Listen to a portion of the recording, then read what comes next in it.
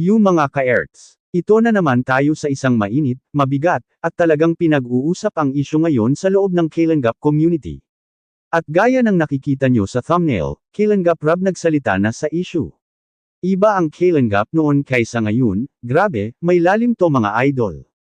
Unang-una, napansin natin dito yung emosyon ni Idol Rob.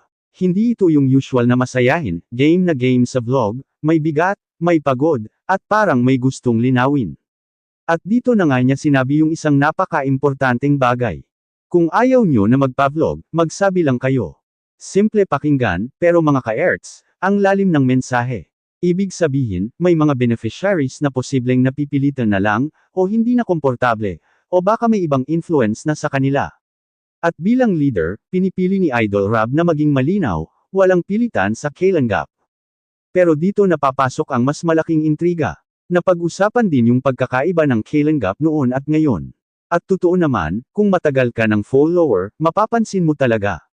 Noon simple, genuine, tulong talaga ang focus. Ngayon may halong issue, may bashers, may kampihan. At dito na nagiging sensitive ang lahat. Dahil ayon sa lumalabas na usapan, may mga bagong personalidad na parang nag-iiba ng galaw at aura, lalo na sina Red Zane at Doc Love. Hindi na raw ito yung dating vibe ng Kalenggap. Parang may ibang direksyon, may ibang galaw, at mas lalong pinainit ng issue na may malaking taong nasa likod, umano. Mga ka-Erts, hindi natin ito basta-basta papaniwalaan agad, but at the same time, hindi rin natin pwedeng i-ignore dahil mismong loob na ng community ang naaapektuhan.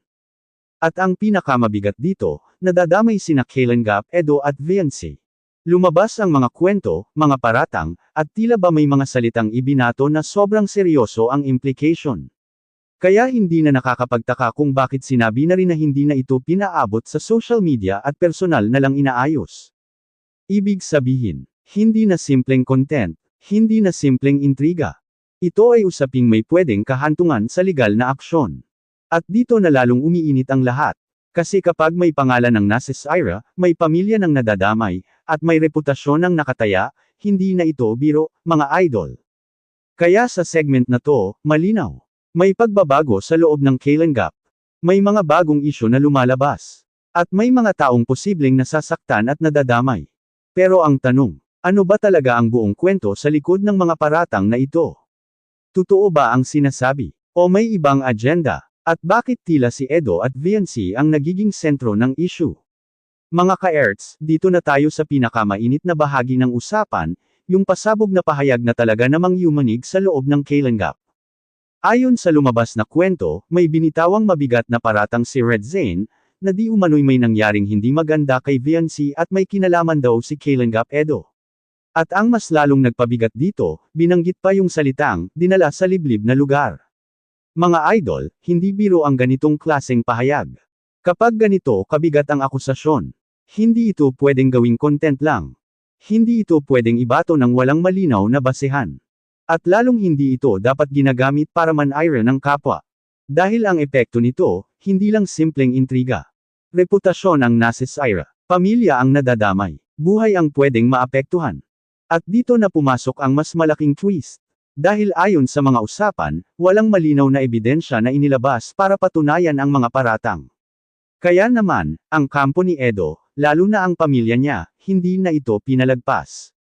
Lumabas ang balita na, posibleng magsampa ng kaso laban kay Red Zane. Dahil sa pagpapakalat umano ng akusasyon na walang matibay na basehan. At dito natin makikita ang isang mahalagang punto, mga ka-Erts. Sa panahon ngayon, napakadaling magsalita. Isang video, isang statement, isang kwento, pwede nang kumalat sa libo-libong tao. Pero ang tanong, kaya ba nating panindigan ang bawat salitang binibitawan natin? Dahil kung hindi, may kapalit yan, legal man o moral. Ngayon, tungkol naman kay VNC, lumabas na nalaman na rin ng kanyang pamilya ang issue. At natural lang na bilang magulang, paprotektahan nila ang anak nila.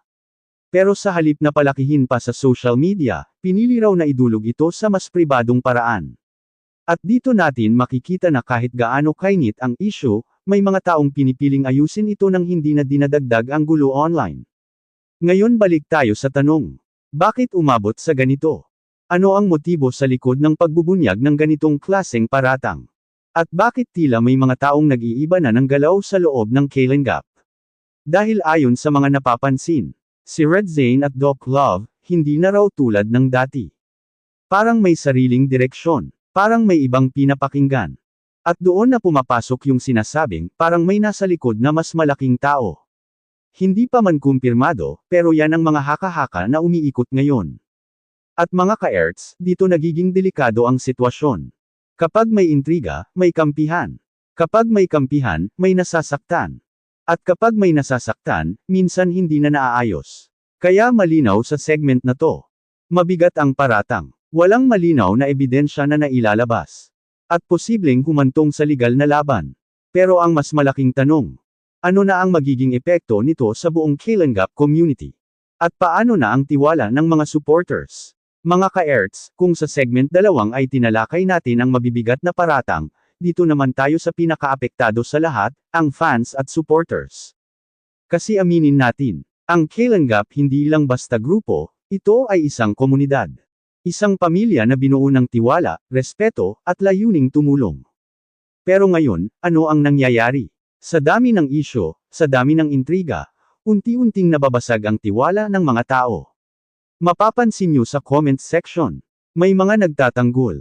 May mga naniniwala agad sa paratang. At may mga tuluyang nawawalan ng gana. At ito yung pinakadelikado, mga ka-Erts.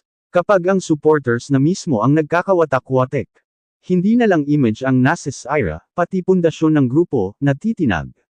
Dahil noon, isa ang sigaw ng fans. Support Kalen Gap. Para sa pagtulong. Pero ngayon, nagiging, sino ang totoo? Sino ang may kasalanan? Sino ang dapat paniwalaan? At dito pumapasok yung sinabi ni Idol Rob na, iba na ang Kalen Gap noon kaysa ngayon. Noon kasi, simple lang. Walang intriga, walang sir-on, walang parinagan. Ang focus, tulong at inspirasyon. Pero ngayon, parang nagiging content na rin ang conflict. Parang may mga gumagawa ng ingay para mapansin. At ang masakit, may mga nadadamay na inosente. At dito nga, lumalabas na sina Edo at Viancy ang tila nagiging sentro ng gulo, kahit ayon sa kampo nila, sila ang biktima ng maling paratang.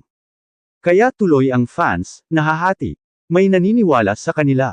May nagdududa. At may naghihintay ng katotohanan. Pero mga ka-Erts, dito tayo dapat maging maingat. Hindi porket may narinig tayo, totoo na agad. Hindi porket may nagsalita, may ebidensya na agad. Sa ganitong sitwasyon, responsibilidad din ng fans na maging patas at mapanuri. Dahil kung hindi, nagiging kasangkapan tayo sa paninira. Nagiging bahagi tayo ng gulo. At lalo lang nating pinapalala ang sitwasyon.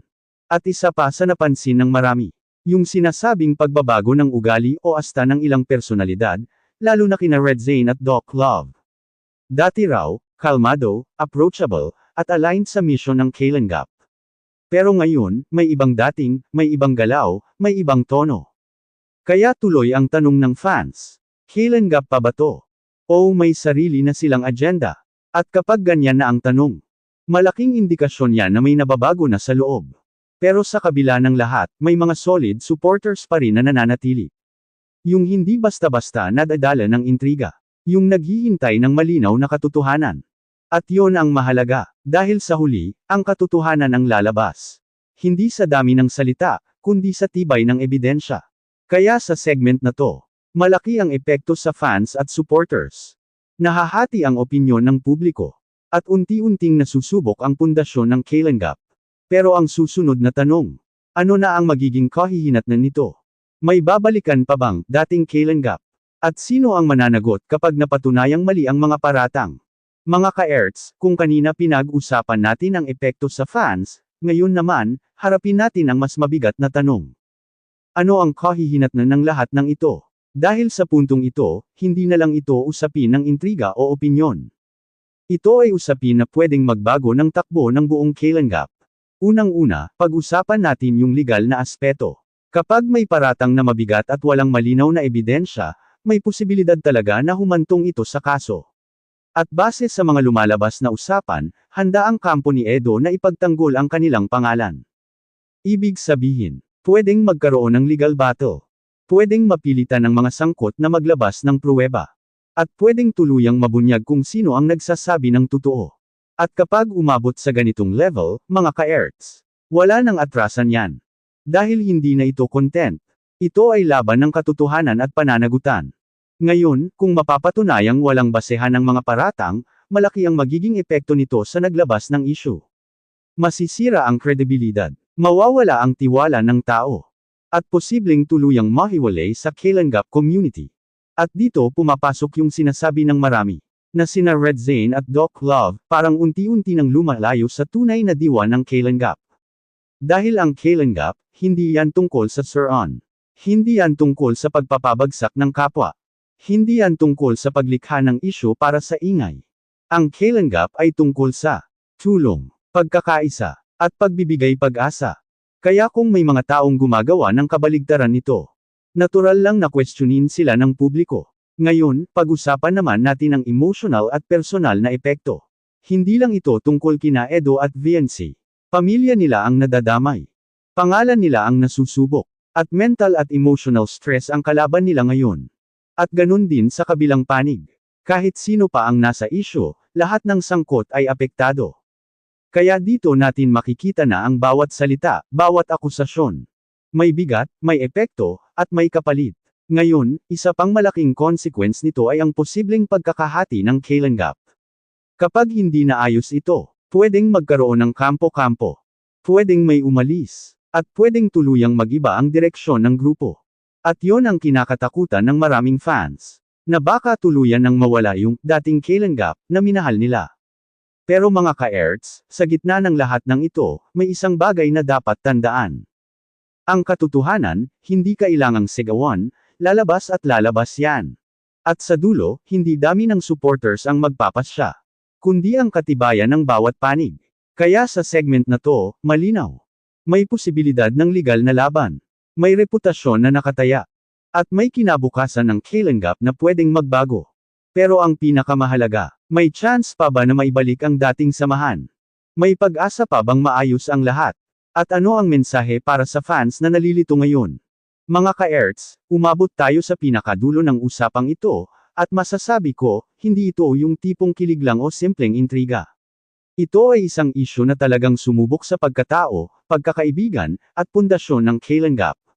Sa lahat ng napag-usapan natin, mula sa pahayag ni Idol Rob, sa mabibigat na paratang, hanggang sa epekto nito sa fans, isa lang ang malinaw.